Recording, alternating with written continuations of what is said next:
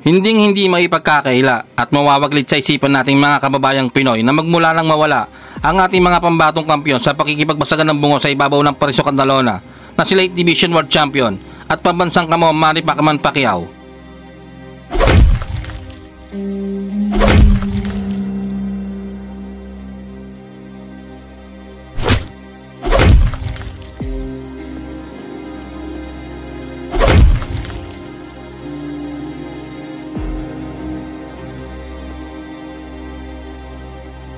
Fourth Division World Champion at tinaguriang The Filipino Flash, Nonito Donaire Jr.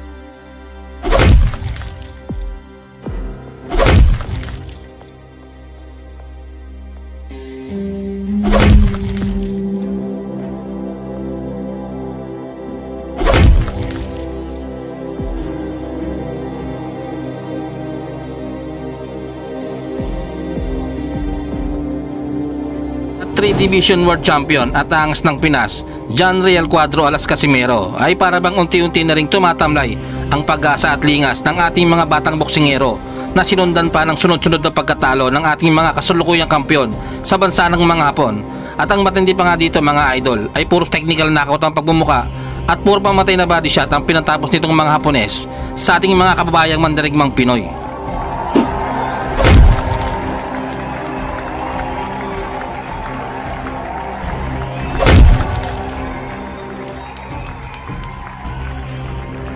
Isa nga po sa Pinoy na minamanmanan at minamatyagang maigi ng Philippine boxing community at mga media analyst na nagmula pa sa liblib ng probinsya ng San Isidro, Davao del Norte na talaga namang umaalingango ngayon ng pangalan sa Super Featherweight Division na walang iba kundi ang tinaguriang King Warrior ng Philippine boxing na si Charlie Suarez. At bagamat hindi pa masyadong napapansin sa mainstream media itong ating bidang kababayan, unti-unti naman itong gumagawa ng ingay sa labas ng ating bansa. Sa katunayan mga kaibigan, dahil sa undefeated na kartada nito at ganda ng mga laban na ipinamamala sa ibang bansa ay napabilang ito sa world ranking sa Super Featherweight Division gaya ng pagiging top 5 sa WBO, IBF top 9, WBA top 11 at pang top 12 naman sa WBC. Tangan din ito sa kasalukuyan ang 4 na major title sa Asia, kabilang na ang IBO at IBF Intercontinental Super Featherweight title at IBF at WBC Asia Super Featherweight title. Hindi may tatanggi na pambihira talaga ang taglay na lakas nitong ating kababayan mga idol, sapagkat sa 16 na laban nito sa professional boxing ay 12 lamang po ang maswerteng nakaraos hanggang sudulang round 12. Kaya naman pagtungtong nito sa kanyang professional boxing career ay buhay naman ang 10 panalo kagad ang tumambad dito.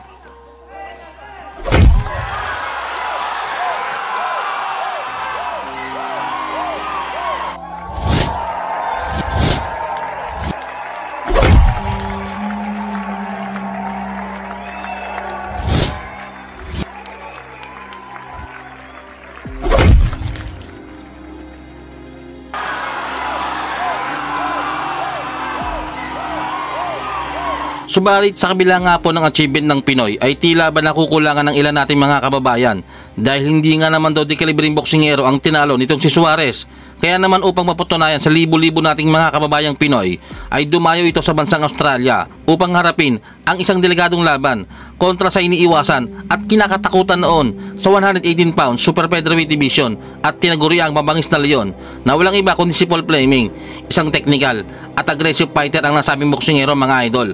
Kaya naman iniiwasan talaga ito sa kanyang dibisyon. Subalit sa pagkakasanga ng labanang ito ay tila ba dismayado ang kampo ng Australiano dahil bakit nga naman daw mahinang boksingero ang itinapat sa kanilang alaga gayong naghahanda na sila sa isang pandaigdigang titulo. Ngunit hindi mo rin masisisi kung nag-uumapaw ang kayabangan nitong hinayupak na ito mga kaibigan, sapagkat may kabigatan din naman talaga ang mga kamao nito kung saan 3 titulo ang tangan nito bagaw nito sa gupain ng ating kababayan.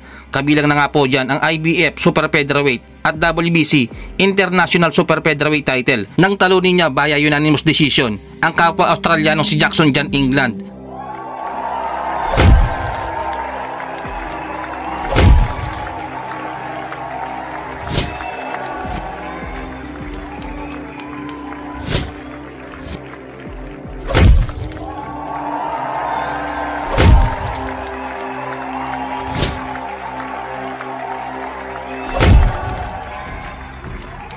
At dahil nga po sa mga achievement na nakamit ng Australian fighter sa kanyang boxing career mga kaibigan, ay talaga namang nag-uumapaw na parang baha sa kanal ang kumpiyansa nitong si Paul Fleming na magiging easy fight lamang sa kanya ang Pinoy fighter at gagawin lamang niya pang tune na fight para sa paparating niya mga bigating laban. At ayon pa nga sa kampo ng Australiano ay nagpo-focus na daw sila sa mga susunod na malalaking laban sa kanilang alaga at handa na daw itong si Fleming na bumangga sa mga klases na halimaw at mga dekalibring kampiyon sa Super Featherweight Division. Ika-15 ng Agosto taong 2023, tuluyan ang naikasa ang bakbakan sa pagitan ng ating kababayan na si Charlie Suarez at tambog na Australian boxer na si Paul Fleming. Ginanap ang kanilang sagupaan sa Kevin Bet Stadium sa siyudad ng Sydney sa bansang Australia. May kartada ang Australian fighter na 28 na panalo. 18 dito ay galing sa knockout at walang bahid ng pagkatalo. Habang ang ating kababayan naman na si Charlie Suarez ay may baong kartadang 16 na panalo. 10 dito ay hindi na umabot pa sa round 12 at walang bahid ng anumang pagkasawi. Unang round, magaganda kagad ang patama ng ating bida sa bodega ng kalaban. Pero kumakaunter din naman itong Australiano.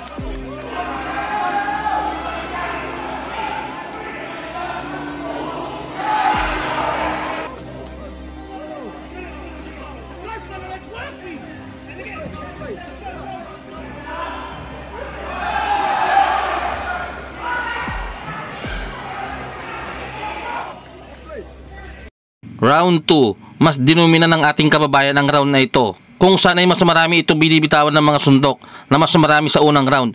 Pero ganun pa man mga idol ay hindi man lang nagpapahuli ang Australiano at lumalaban din talaga ito ng sabayan sa ating kababayan.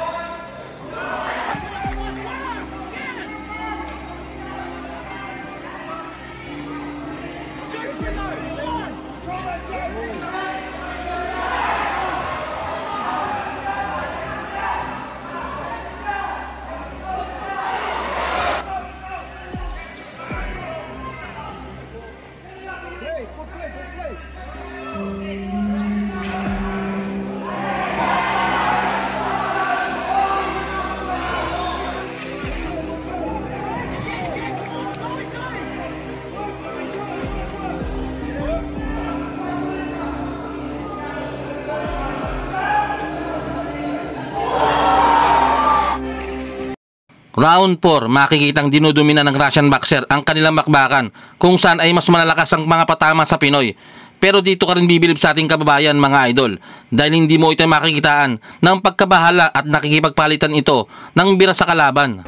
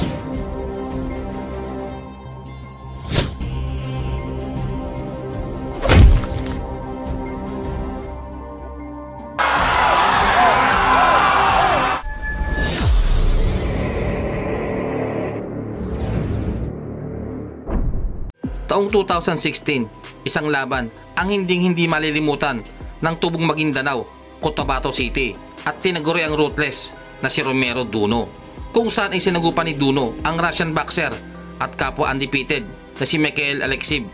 Bagamat makikita na ibinuhos naman ni Duno ang lahat upang manalo sa laban, hindi niya nakuha ang boto ng mga hurado. Si Alekseev ang dumungis sa malinis na kartada noon ni Romero Duno. Taong 2019, 3 taon ang makalipas mula nang talunin ang undefeated na si Romero Duno, muli na namang napalaban ang undefeated Russian boxer sa isang Pinoy. Dito ay sasagupain ni Mikhail Alekseev ang tubong Bangkalan City, Negros Occidental na si Roldan alias Cobra Aldea. Naging 2-time Philippine lightweight champion ang tinaguriang Cobra ng Pilipinas na bago lumaban sa undefeated Russian boxer ay may kartadang 13 wins with 7 knockout, 7 talo at 1 tabla. Ang hindi magandang record ng ating kababayan ang siya namang nagbigay ng kumpiyansa kay Alekseev na madali lamang niyang matatalo si Aldea. Bukod pa dyan, ang kanilang laban ay naganap sa mismong baluarte ng kalaban, kaya naman ganoon na lamang ang paniniwala nito na magiging easy fight lamang ito para sa Ruso na para bang ginawa niya kay Romero Duno. Sa unang round, makikita ang ingat ni Aldea sa bawat galaw nito. Pinag-aaralang mabuti ang gagawin ng kalaban dahil alam ng ating mambato na isang aggressive fighter ang Ruso. Ика стреляет передней рукой, в принципе, достаточно неплохо смещается и время от времени добавляет дальнюю. Нужно отметить, что для Михаила Алексеева это далеко не первый филиппинец в карьере. Можно вспомнить его бой против Ромеро Дуно. Да, Алдея у нас не такой размашистый и откровенный, как, допустим, Марко Домисильо. Ромеро Дуно, кстати говоря, после поражения от Алексеева сделал выводы серьезные в плане оппозиции, и сейчас он находится на контракте Михаила Алексеева. Быстрые руки у филиппинца, нужно отметить. Пока такой бой у нас позиционный. Остро головой и очень успешно выступает в легком весе. А здесь опасно. Бил Рольдан Алдея, цапнул. Отметим, что хорошо перекрыт Алексеев. И сейчас встречная двойка была в защиту. Полетел вперед Алексеев, но там, кстати, встретил его коротким крюком Алдея. Другое дело, что...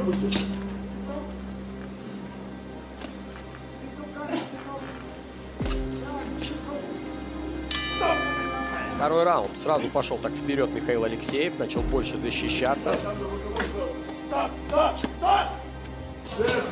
Здесь опасно бил филиппинец в разрез. Ну, мне кажется, так немножко замерз Миша, по-моему, такое ощущение. Этого сразу же встречает Алдея джебом, а когда Миша подходит, соответственно, Рольдан перекрывается и тут же перехватывает атаки. Он выбрасывает много ударов. Ну и пока похитрее ведет поединок. Плохая комбинация вот здесь от Алексея. Да, там прошел апперкот, но филиппинец настоящий реваншист. Опа! Что же не выиграл, прямо скажем. Ну а для филиппинца это 3-й поединок в этом году. И надо отметить, набьет в разрез. Да, причем точно и жестко ударил. У Рольдана Алдеи из 13 побед 7 побед. Алдея работает как контровик. Даже позволяет себе сам подзастояться. Перкот прилетел Алексееву в челюсть. Заходи заново. Бей, корпус, бей! Ну, здесь по защите. А и пропускает Миша слева. Ох, какой сейчас... Ну, я думаю, все уже заметили, да, что Алдея у нас левша. Хороший филиппинец.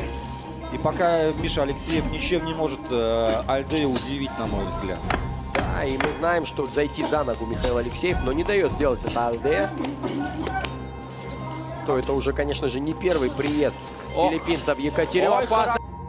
Round 2 ay makikitang dinudumina ng Russian boxer ang kanilang bakbakan, kung saan ay mas malalakas ang mga patama sa Pinoy. Pero dito ka rin bibilib sa ating kababayan, mga idol, dahil hindi mo ito makikitaan ng pagkabahala at nakikipagpalitan ito ng mga bira sa kalaban. Очень много ударов от Михаила Алексеева. И боковой. Замерз Алексеев и пошел на добивание. Ролдан Альдея прекрасно Много понимает, ударов что через шанс у защиту. него. Пока держит. И даже не клинчует Миша. Замерз Алексеев. Ну вот, наконец-то клинч. Не пос... Опасно попадает снова филиппинский боксер. Вцепился Алексеев. В Алексея. Вот боковой. Единственный в ответ прошел у Алексеева. Перетерпел Миша эту атаку. Вытерпел все Михаил. А пропускает сейчас его филиппинец. Он понимает, это огромный для него шанс, но тоже старается не вымахаться здесь. И пока это самый тяжелый раунд для Михаила Алексеева в этом поединке.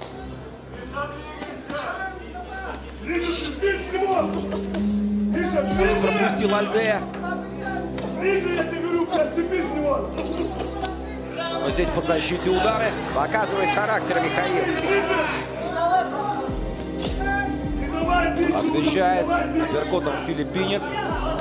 А вот сейчас самое главное событие вечера. И Пошел в размен здесь Михаил, пошел на обострение. 3 раунда позади.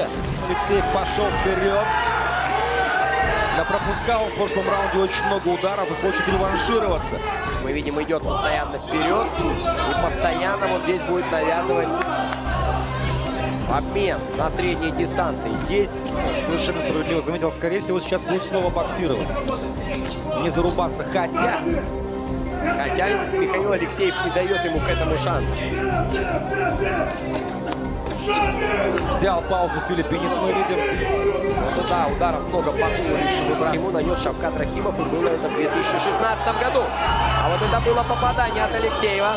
Папа достиг удара. Это сейчас филиппинский боксер.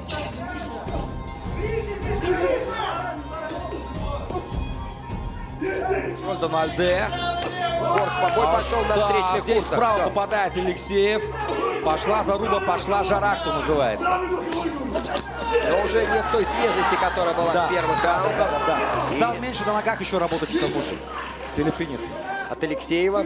Но у нас такой уже, как там говорил Геннадий Головкин, биг драма шоу практически в Екатеринбурге. Отлично попадает сам Алексеев. Просят трехударные комбинации. Придерживает себя и, возможно, пытается в поздних раундах пытается все вернуть. Вполне возможно, пятый раунд и бой тут. Ударов 3-4 сразу же Абсолютно отвечает верно. Алексеев. Я думаю, по количеству ударов в этом раунде, конечно же, превосходит Опа, Алексеев. сейчас пропускает, Опасно пропустил.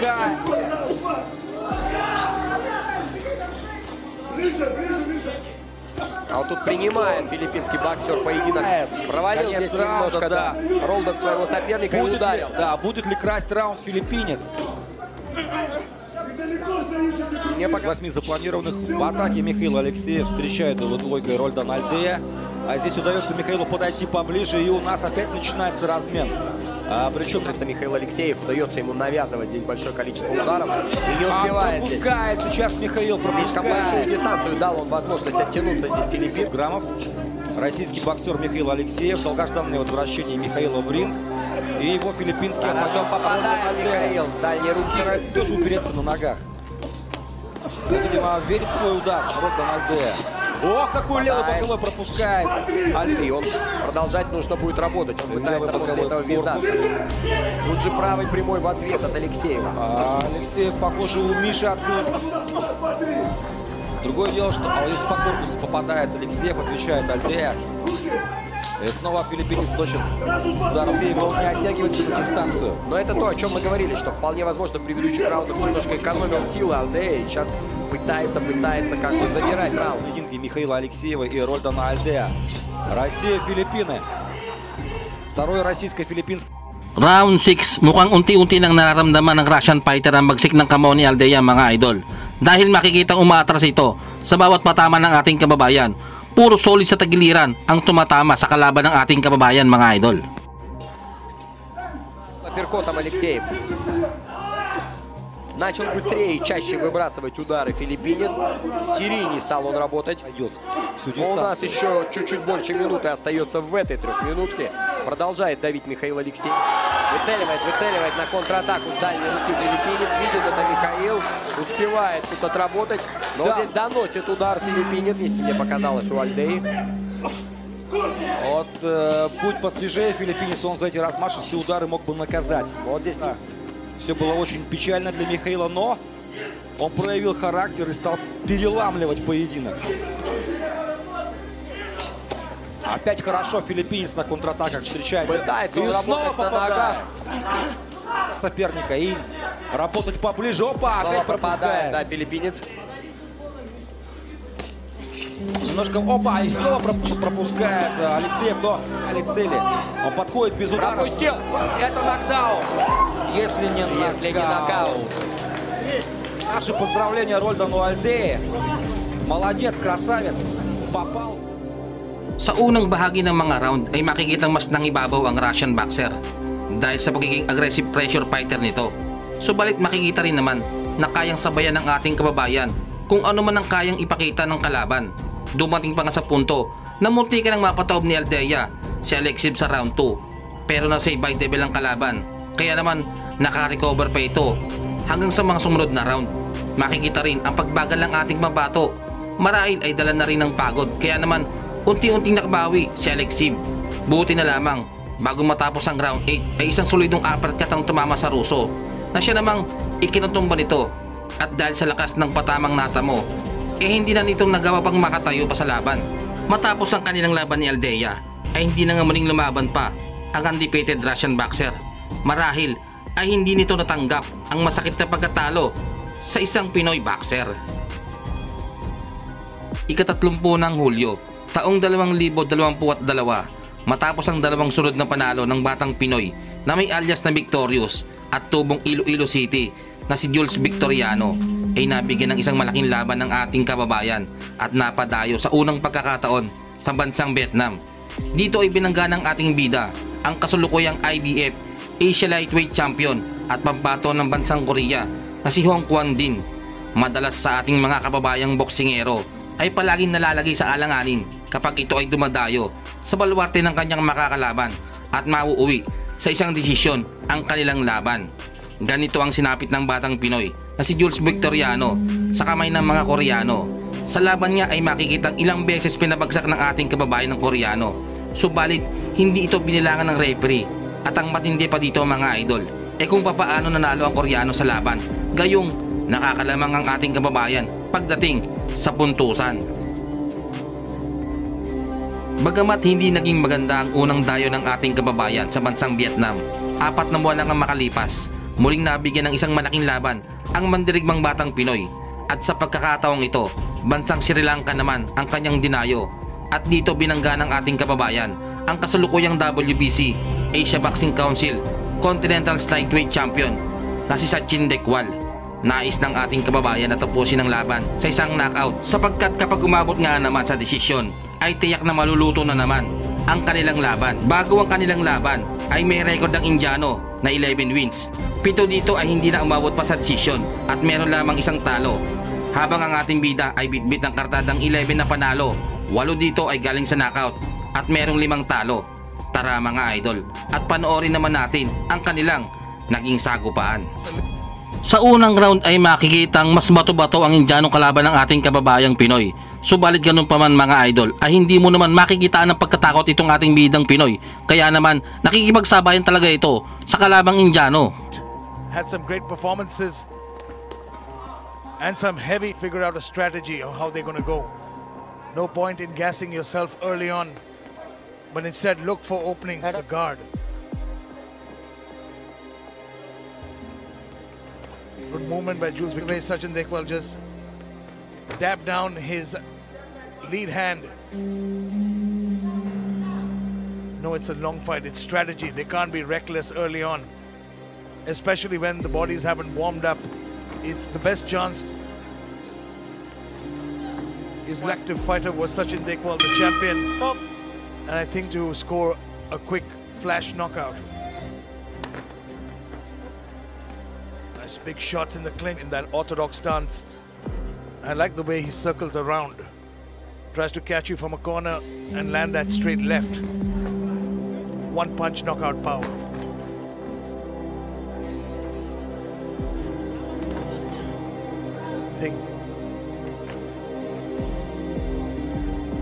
they cut very different angles as compared to orthodox fighters. Up. Good body shot there and good combination, not having any problem with it. His previous opponent to win the belt. Both fighters staying patient. Nice counter shot there. Jules' corner instructing him to pick up the pace from Sachin. Oh, beautiful left wing of major significance. Oh! Big left hook landed by Jules there. Hook, check left hook coming in. He caught Sachin Dekwal. Dekwal immediately, his eyes opened up. I guarantee you he doesn't want to do the same here again today. Beautiful left hook that caught him a while ago. That was a great exchange. Again, both these men starting to exchange with each other. It's like a game of chess. You wait for your openings and there's a lot at stake here. Good body shot by Jules. Gets out of the range. Continues now. Double jab by the champ.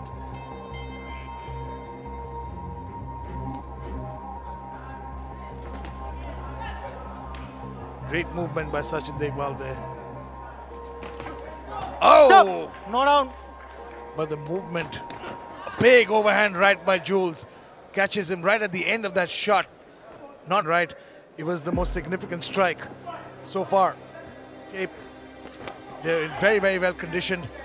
And what's interesting now is Jules Victoriano but it still makes the champ think about something. He's managed to knock his piece out, but the action continues. Hold on, oh my goodness, the referee has paused the act, starting to find his mark. He's landed a few times on the champion. And he's starting to get that timing down. He's timing him come in. Again, both fighters stay very, very patient here. Sachin Dekwal, the faster of the two. Beautiful body shot there. And great evasive movement. Beautiful counter by the champ. Got him coming in. Slapping down that lead hand. Jules lands a nice jab. Here in the Round 3, mas dito na nagkaroon ng momentum si Jules Victoriano mga idol. Marahil ay napansin ng ating kababayan na medyo nasasaktan na ang Indiano sa mga suntok na tumatama sa bodega at mga panga nito. changes. The sweat is literally flying at us. The champion though, staying patient on the outside, waiting for his moments. Beautiful counter shot by Sachin Dekwal. Nice jab by the champion. A little over 30 seconds remaining in this fourth round. But he's going to be careful of dropping that left hand, because that's where the angle of the right hook. Toriano in the red trunks, the champ in the black trunks. And beautiful setup, 1-2 by Jules Victoriano, catches the champ. Nothing. Nice body work. Just constantly touching the opponent. Left hook from the champion. Good 1-2 by Sachin Dekwal. Score points.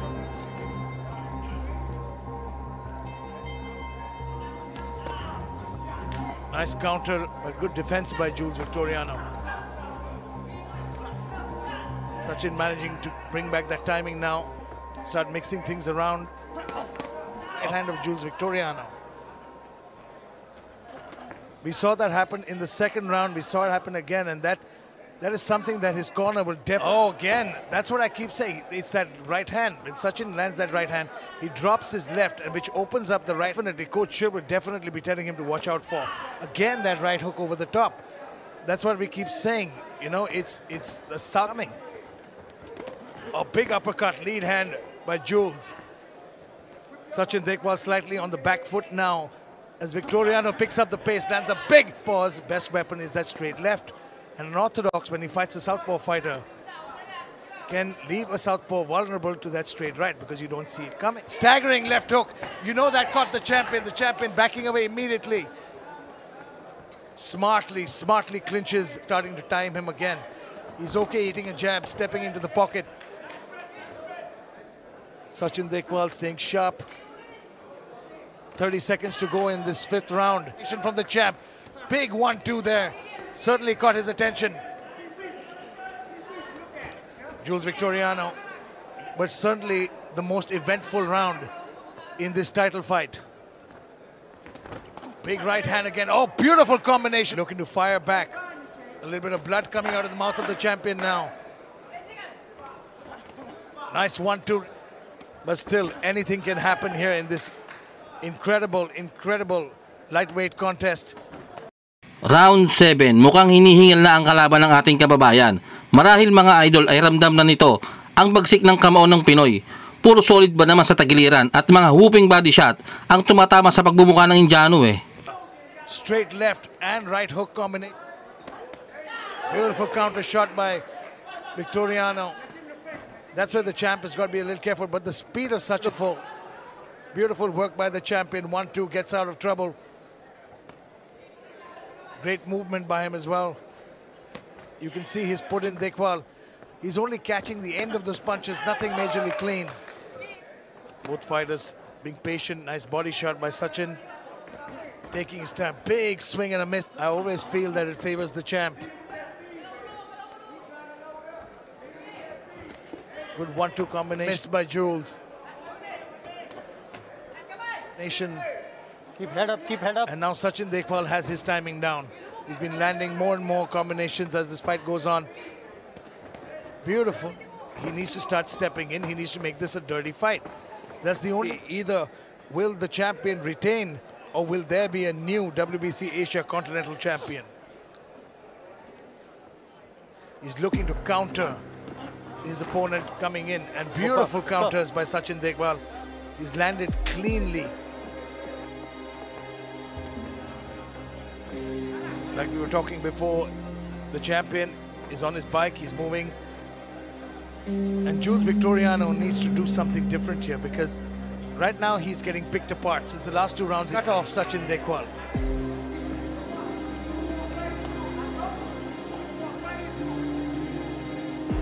He's getting picked apart by the champion. He needs to figure out his new strategy, figure out how he's going to step in and cut off and cut. Again, Sachin Dekwal lands a good counter. Oh, Sachin Dekwal is going to run away with this fight.